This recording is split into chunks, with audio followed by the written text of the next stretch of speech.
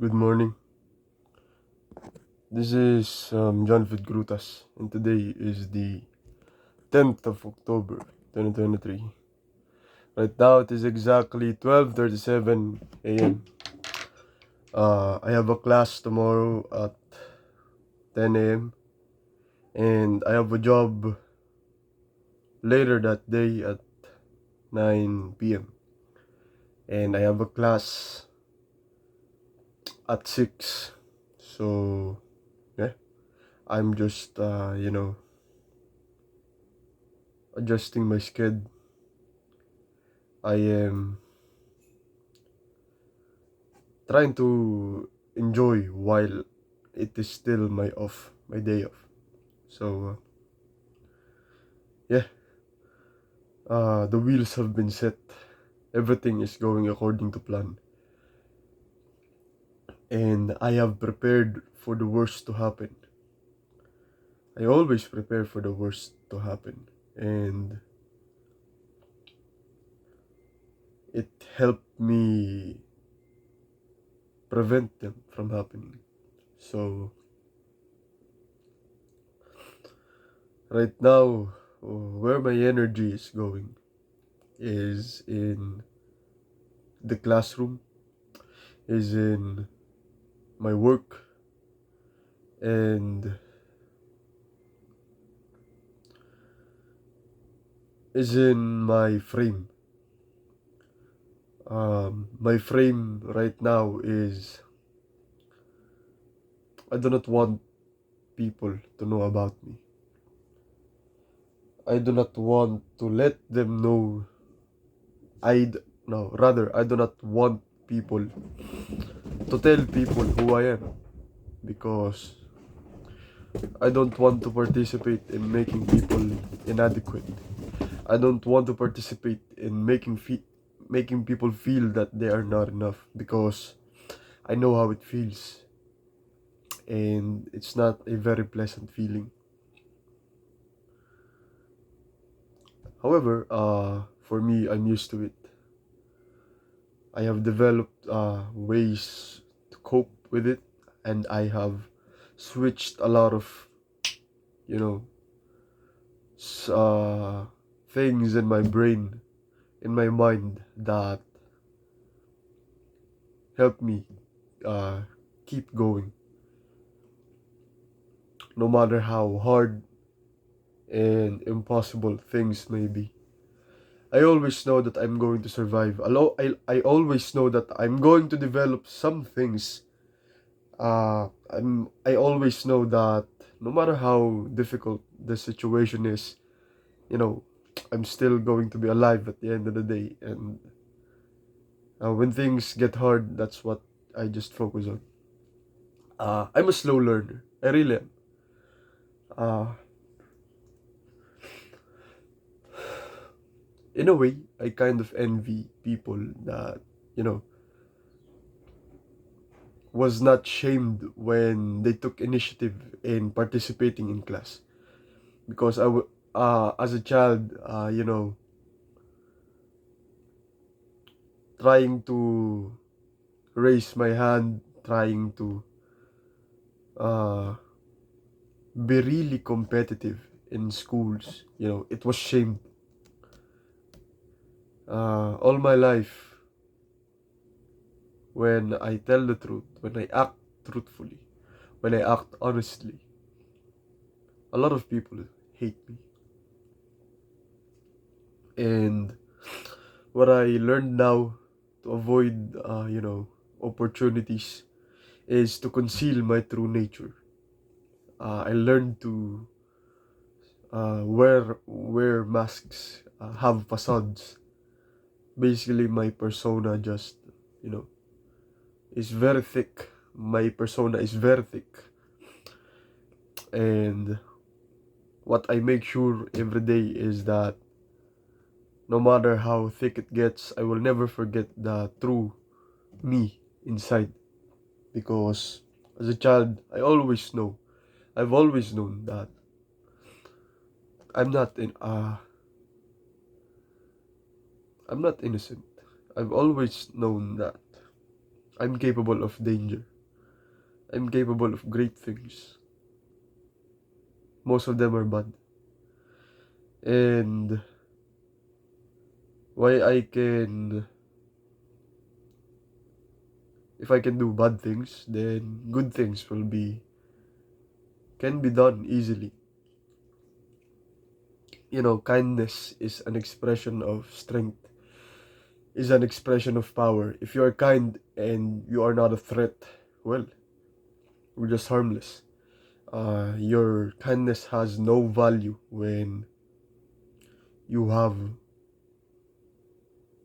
no strength. And what I'm really developing now is that edge. Being comfortable, showing people my edge. The very competitive side of me, the very disagreeable side of me, the very sexual side of me. Uh, I'm developing it and I'm slowly showing it out. I'm slowly seeping the darkness inside of me. And I'm controlling it. I'm controlling it so that it won't just smother the person or the place that I am allowing it to seep out to, that I'm allowing it to, foster. So it's like a dam. Imagine a dam. There's a wall there. There's a wall there, and there's water here, free flowing water. I cannot, if I want the to distribute the water,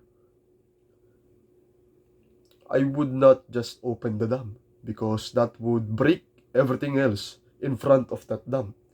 What I do is I have developed this strategy, this skill over time through failing and through a lot of observation and introspection. So there's a water here. It's like the ocean, and there's barriers here.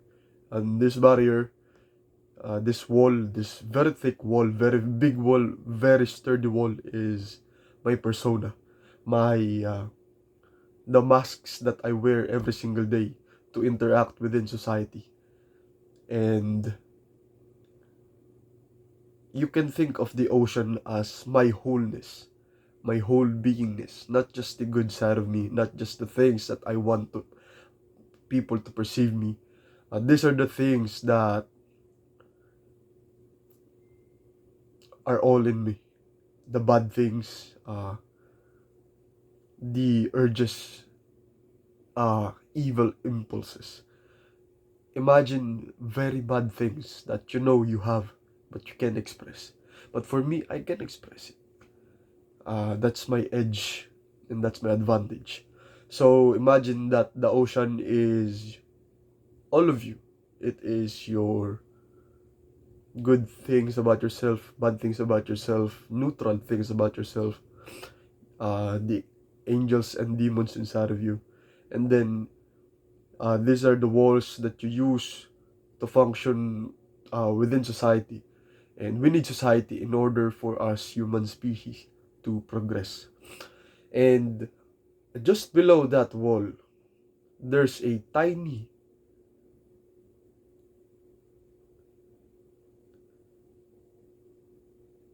there's a tiny gripo. What's gripo in English? I don't know gripo in English, so let's just say a hole. A hole that I can intentionally open and close. Whether I want the person to know that I'm capable of very great danger or not. If I want them to know that I'm much more there's much more than what meets the eye. I just open that lid or that uh, trapdoor, kind of like a trapdoor in Minecraft. The sewer plate. So yeah, I kinda just open it and let them know that I'm capable, that I'm much more than what meets the eye. And with that, usually, people, you kind of can do whatever with them. What I do is I trigger a very specific emotion towards people, and that is anger. I trigger them, and I make that so that I know what their true thoughts are about me, so that I know what they are really thinking at that moment. Because there's really three people I trust in this world: kids, angry people, people that are mad. The third one is a drunk person. Because what's the common denominator on those three persons? Well, the common denominator is that they are all telling the truth. And the way to my heart is the way that you would make my walls crumble and allow you into my world is by being honest and truthful. So I trigger anger in people. I want them to, break, because then by that I could judge them if that person can really be trusted or not. That's just what I do. And earlier I was talking to a girl on Tinder, and what I did was I didn't think that much. I just said what I want to say, not what I need to say to be accepted, but what I want to say because I want to. I just want to. There's no reason. I just want to say that. So it really triggered that person, that girl. I said that your life's miserable, and uh, she tries to defend her miserable life, and which it is. It's really miserable. Although I don't know anything about that person, it's just a hunch. It's just a gut feeling. And then she tried to over-explain herself, defend herself. And what I said was, you're just trying to intellectualize your miserable life. And I also said that if you're happy with that life, I asked her what do you do for fun, and she said a lot of things. She said training, school, and volleyball. And me, I said, she said she doesn't need anything else. And I said, well, if that's my routine, I'd be dying inside. And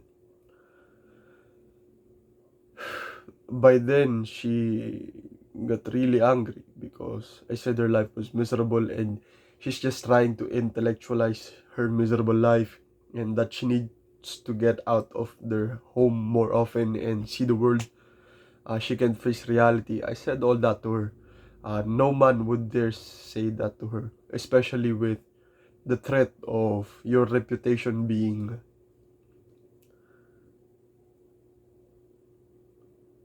fucked, fucked by the public. The public is really evil. That's another topic, but let's get back to what I'm talking about. So I said things no other man would dare say to her, because they would not risk offending a girl. They would not risk offending a woman. But I did, and we talked a lot. And mind you, disclaimer, I've talked to that girl before, but I haven't mentioned it in the beginning. But before, I was, trying to please her, trying to see if what I will say is good. And I really thought a lot about what I said, and she didn't remember me. She didn't, it didn't evoke any emotions on her. But right now, I explained that to her. I like making people angry because I can see uh, what they think about me, their true thoughts. And that uh, honesty when they are mad, when they are drunk, or when they are kids are what I trust. Those are the only three things that I can trust. That what I have trusted in the past. And yeah, we really talked. She invested a lot of time. in me. She really tries to defend herself and say that I'm wrong or not, but I said to her, if uh you could have, as she said, I don't care about you and I don't care about what you said, I will not talk to you anymore. She always repeats that when we're talking. uh you're cocky, you're arrogant, but notice what she does. She still replies to me. She's really asking me questions too. And I said, if you did not care, you cared enough to reply instead of just ignoring me. So you like me. And yeah, that really triggered a lot of it really triggered her. And yeah, I was delighted with that. To be honest, I'm just being honest here. I'm just being me. But the public won't like this. The public really will cancel me on this. But it's better to. I said to her that it's better to make to feel something than nothing, and she agreed. So any emotion is better than boredom, sadness, anger, the really strong ones, uh, that could make a girl, a woman, attached to you is negative emotions. And you don't have to always be negative. You have to make her experience a spectrum of emotions, a wide spectrum of emotions in a short period of time. Basically, they want chaos. And uh, I've noticed it too a lot in my life. A lot of women, when they like you, they do not say anything. They just uh, give you hints with their actions. That woman may give you eye contact that is very subtle, just and that's a hint. That's a hint that they like you, and that's very you know a feminine way. I'll say, and I do not blame them with that. It's just funny to me because because yeah, a lot of men wouldn't get that, and I really respect the people that dating coaches. I really respect dating coaches because they put themselves out there and they take an identity and they really try to help.